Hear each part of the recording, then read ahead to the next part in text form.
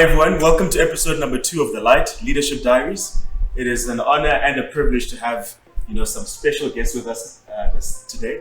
We've got Candice Thurston, who is the Chief Group Marketing Exec for the Sorbet Group. And we've got Sydney Mbele, who is Chief Marketing Officer at Sanlam. And today, like every other episode, we're going to be talking about their journey. We're going to be talking about some of their challenges, some of the things that they've had to navigate, how they've navigated their way through corporate or as an entrepreneur. And it's going to be, it's going to make for great content and for a really fun time. So welcome everyone. Thank you. Thank you for having us. I must say, I think it's really exciting for us because you guys are some of the people that we've looked at from afar, in terms of just some of the great achievements that you have that we have witnessed you guys deliver. And so I think I'm just excited, and hopefully the viewers are, just to have this conversation and get some pearls of wisdom from you guys in terms of how you got to where you are, just some of the leadership lessons that you can impart for us. And I think for us it's more about we are learning, myself and Michael, and then hopefully at the same time the viewers at home actually get the opportunity to learn at the same time as we are. I think maybe as a start, we always like to do it this way in terms of maybe each of you introduces yourselves, and then we will introduce you based on how we see you, and then we'll see what the differences are. Awesome. And we'll start with you. No pressure. Thank you for having us. I think this is an amazing platform to be on.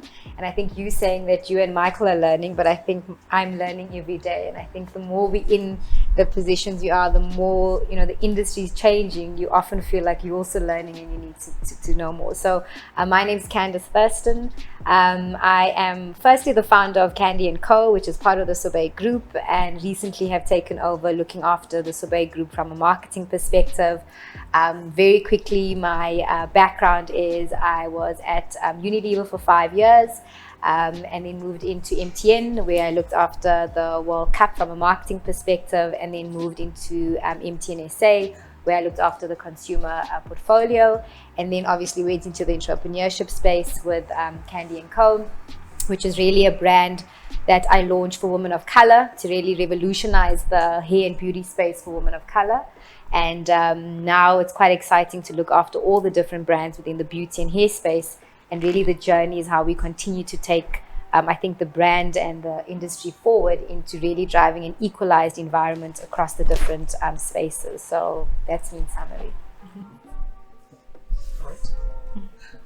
Fantastic. Yeah, look, let me, congratulate you guys for pulling this together. I think it's a very important platform. A lot of us, navigate this world without a compass, and we should never put ourselves in a position where we don't fortify others when we've traveled the journey. The opportunity to help where we can, and it's quite odd when you talk about us as kind of achievers, because like, is it us? is it us? Exactly, the wrong people. Because I can imagine if I ask Candice now, she still has a lot of big dreams, right? But I think it's important to take stock of the fact that there is a journey that's been traveled, and the journey has been a credible journey, and if we can get, even if it's just one person, to walk in her shoes, I think we'll see this world become a better place in the betterment of life. So congratulations for that. I am Sydney Mbele, Nhlanhla Mbele. I normally introduce myself with both names because in my social setting and context, people use Nhlanhla, and generally in corporate and business, people use Sydney. I am a builder of brands and markets. That's what I like to frame myself as, but I'm also a social activist. So I've led a lot of brands in blue chip companies. They don't define me, and that's why I talk about myself as a builder of brands and markets. And it's something that excites me because brands interface with human beings, right? Ordinary human beings, and I'm fascinated by the science of understanding people and responding to them with something that is meaningful, something that hopefully, makes them happy, something that progresses their lives. So that science is exciting for me because often in marketing, people would always over-index the discipline as a discipline that is a creative discipline. And I think, there is something to be said about it being part art and part science. So I'm excited by the science part. And outside of that, I'm a founder of Mentor a Boy Child, an organization that was formed to try help young boys become better men for society. And that's given me a lot of fulfillment and purpose. And between those two things, I think I believe I have created a lot of opportunities to lead and impact people beyond just, also being a father of two boys. I love that. And you spoke about purpose. Yeah. And we're going to touch on purpose. Correct. But first, I wanted to introduce Candice. Yeah. Because you heard how Candice introduced herself. Yeah. And it's amazing how our personal perception or our authentic self versus how people perceive us. Correct. The ones that know us, the ones that we work with, the ones that we engage with, and even the ones that have no idea, have never come across us, how they see us. So Thabani is meeting Candice for the first time. Mm-hmm. And so Thabani, please introduce Candice. Must be scared. Okay, then go ahead. So I'll start with obviously from a bio perspective, what I found, but then also, and then move on into how people have described as a person. So from a bio perspective, and you'll notice similarities, but also quite massive differences. So Candice is obviously the founder of Candy & Co. And is now obviously Chief Marketing Exec for the Sorbet Group. But her journey obviously doesn't start there. Right? So she started working at Unilever, working on big brands like Dove, Sunsilk, Organics, working as a brand manager there. And then also did a stint overseas where basically she was looking after those brands internationally, but working on looking after the Middle East, Asia, as well as Africa. So quite a massive portfolio. And then from there she moved on to MTN. I think the excitement of the World Cup 2010. She worked on that campaign, for MTN, and later got promoted to senior marketing manager for the MTN South Africa business, which was 80% of the MTN business. So you can imagine the pressure. And then in 2014, through a lot of research and her seeing gaps in the market, went on to launch, Candy & Co. This has been very phenomenal. I think one of the things you talk about is how your biggest achievement is the lives you've impacted with these 8 business leaders who have now started their own businesses and impacting over 100 employees, etc. And that speaks to the type of person that you are, and that's what I've found. But I will read just some of the things that people have used to describe. Yeah. So some of them were around visionary. All about life excellence, Crazy. I hope it's good crazy. Which is quite Well, to be a interesting. visionary, you need to be crazy, so I'll take that one. Exactly. So, crazy. One of the other ones that was used was, I think it was one of the former people you're working with at Unilever said that apparently when they visited your place, they couldn't enter your place without having a shot of tequila. That was the rule. Well, that's the Candice. That's the Candice that I mean, that's where you should have started. Oh my God. You know, very passionate, hardworking. So those are just some of the words that have been used, and I'll touch on some more later on with that. I mean, it's pretty accurate. I can't. Yeah. You should find me a tequila brand that I'll be an ambassador for it. I'll make a pretty good one. I've actually seen that myself. So for those who may know, there are these parties that we attend generally on Friday evenings. And so I didn't know Candice that well at the time. All I saw on posts or comment was always about Michael at the top of the hour, shots. Shots. Or every 30 minutes, the shots. That wasn't me, it was the twin. They cannot mention I have a twin. So it speaks a lot about, I think from a personality perspective, that it's not just about play. It's not about work, but it's also play. Play hard and as you work hard. Which is quite. I think something. I think blame the Unilever link because the motto there was work hard, play harder. So it wasn't my fault. It was the first business I worked for. Makes a lot of sense. Makes a lot of sense. So it's a link line. Yeah. It's interesting. It's a nervous laugh like you have. It is a nervous And laugh. you're like, okay. It's anticipation of Exactly. So Sydney's journey started, at least from what I read, he started off as a brand manager for Smirnoff. Now for people that don't know, Smirnoff is the biggest spirit in South Africa. It's a huge brand.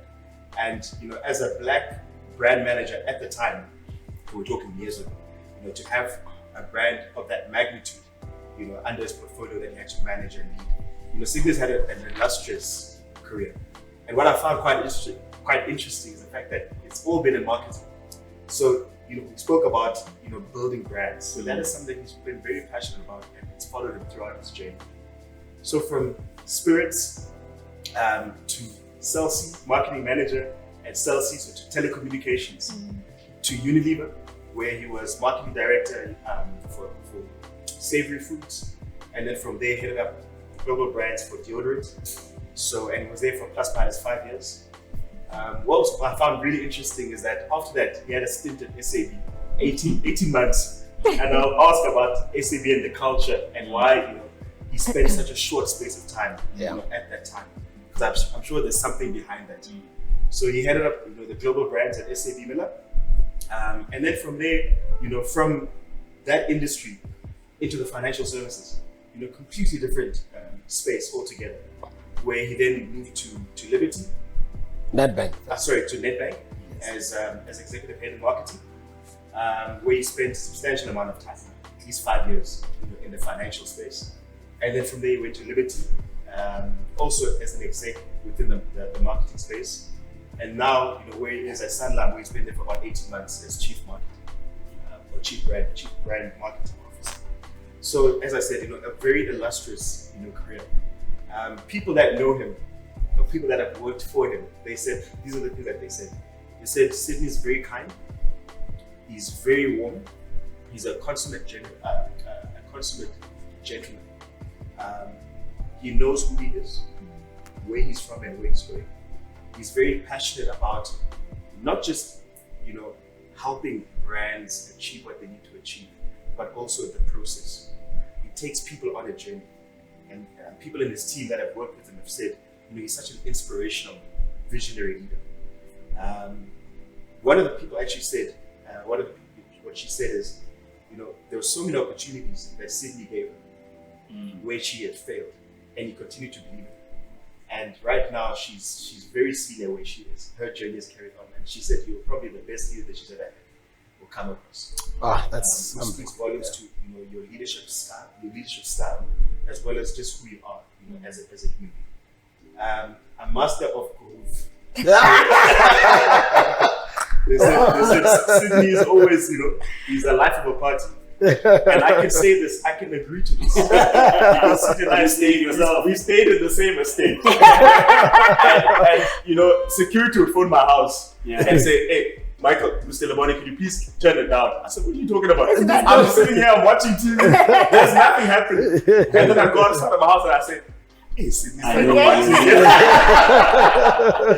But one thing about it, they say he's got an infectious laugh, which the viewers will see.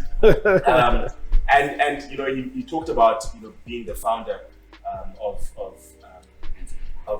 mentoring a boy child. So it also shows you that there's a bigger purpose as well. It's not just about this journey in corporate, but what he sees in terms of making the country better, making people better. So mentorship is at the heart of who he is as a leader. So that's what people have said about you, my brother. Oh, that's great. That's great. Yeah. No mention of tequila, so. No mention of tequila. I mean, master of groove could mean many things. At least I'm clear. I orchestrate occasions for tequila consumption. So we partners here. Okay, fine. We'll throw the party. We complement each other. Yes. I think it's interesting, that for both of you, there's a word that is consistent in terms of visionary. Yeah. And I don't know if you see yourself as such, as a visionary that people that people say. But growing up in Secunda, right? Would you say this is something obviously that for you've always known this is where you're gonna end up, or is it something that's always been within you and you felt that you would get to this point? Yeah.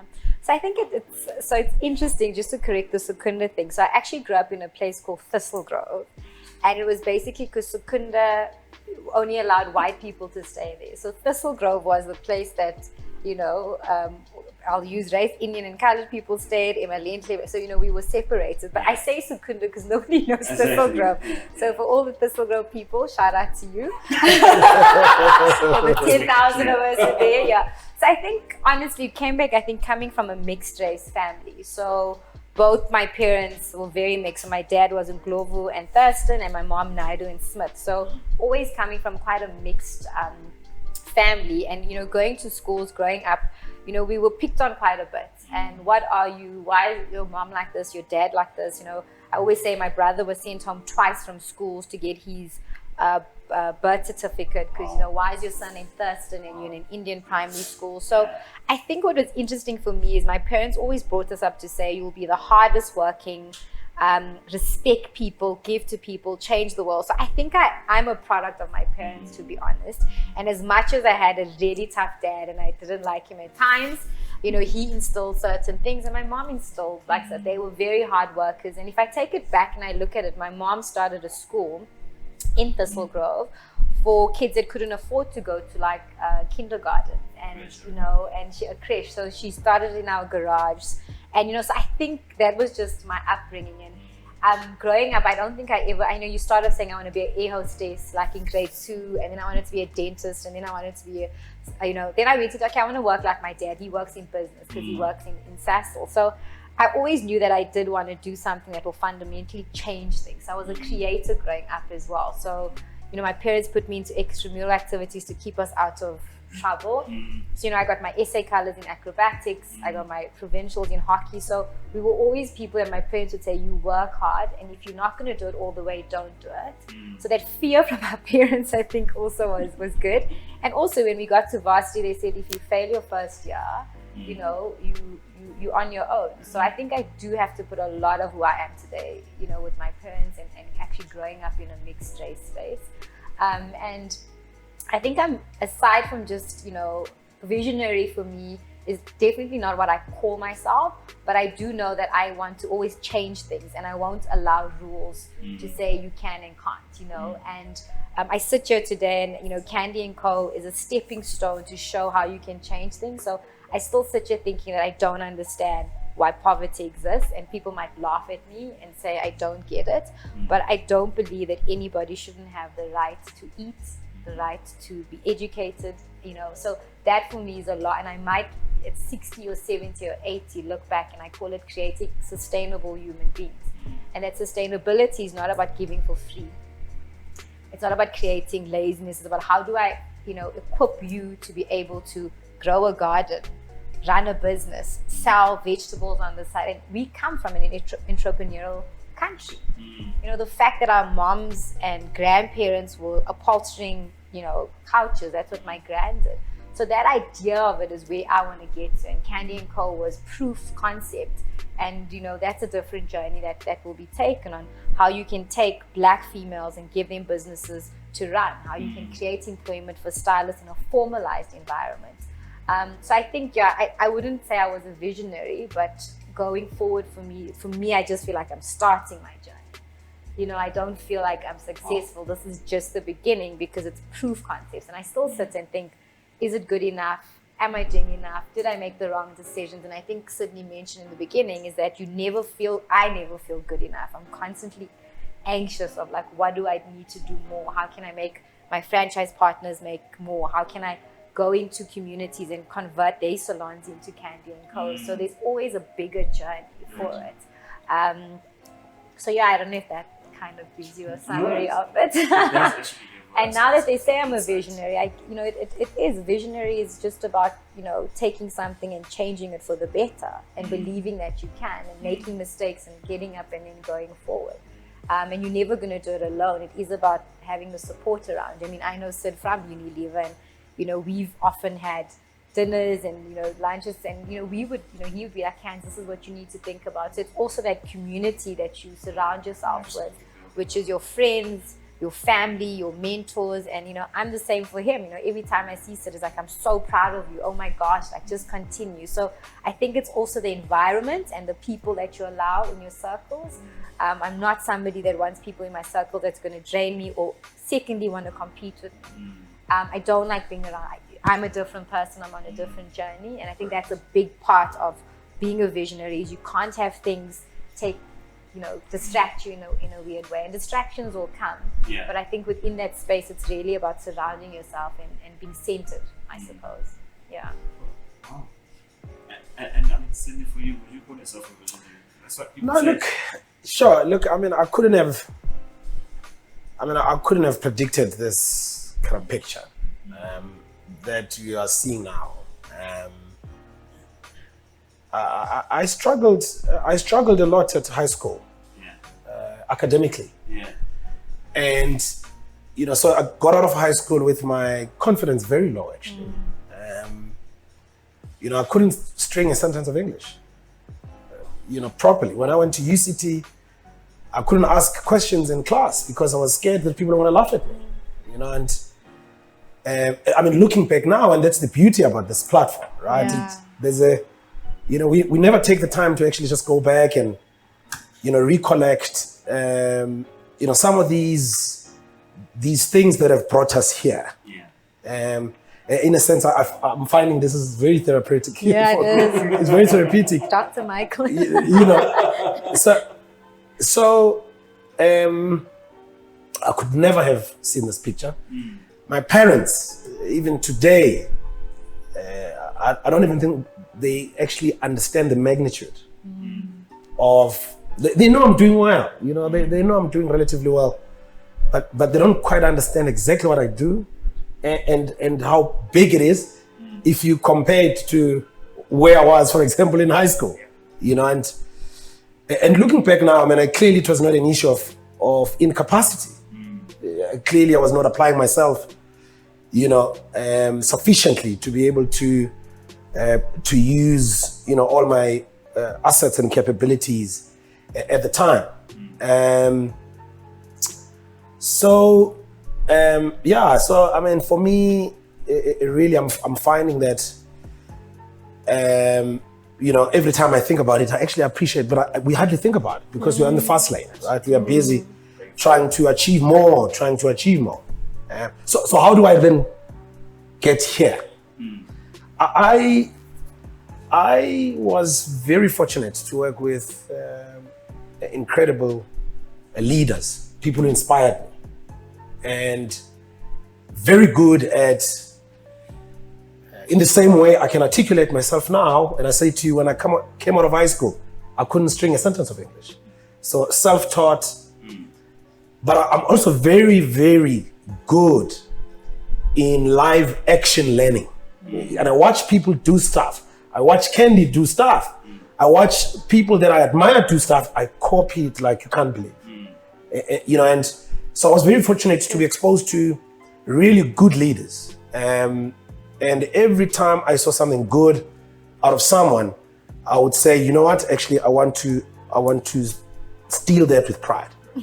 I want to embed it, you know, intel inside and make it my own so that I'm authentic, so that I don't sound like somebody else, so that I sound like myself.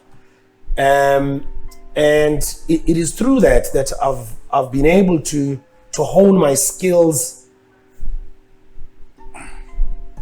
for being visionary, right? And you never quite get to the destination. You know, you never quite feel like, okay, now I'm visionary, and now I'm a visionary, you know? Because then you find something else to do. Because you always find something else to do, and sometimes, and you come across other people and you think, geez, you know, I wish I could frame things or frame an ambition in that manner, you know. So it's a continuous learning process, and it's great to hear that people see that, right? It's great to hear, but it's not something that I would have described myself as when we started the interview, for example. So I think I think life is just a journey of self-correction. It's a journey of self-improvement, you know. And if you always kind of put yourself in a box of conscious incompetence, right? I always never want to feel like I know. Yeah. I always want to feel like actually there's stuff to do, there's stuff to learn, there's still scope for growth. You know, every time, you know, you're in a situation, you want to do better. And I guess it is through that maybe, you know, some people can actually feel that impact. But it's, you know, to answer your question directly, you know, geez, when I look back and where I am now, you know, I'm a surprise to myself, but also a surprise to a lot of people who I grew up with, including my parents. Yeah. Yeah. And they like, it's a dream.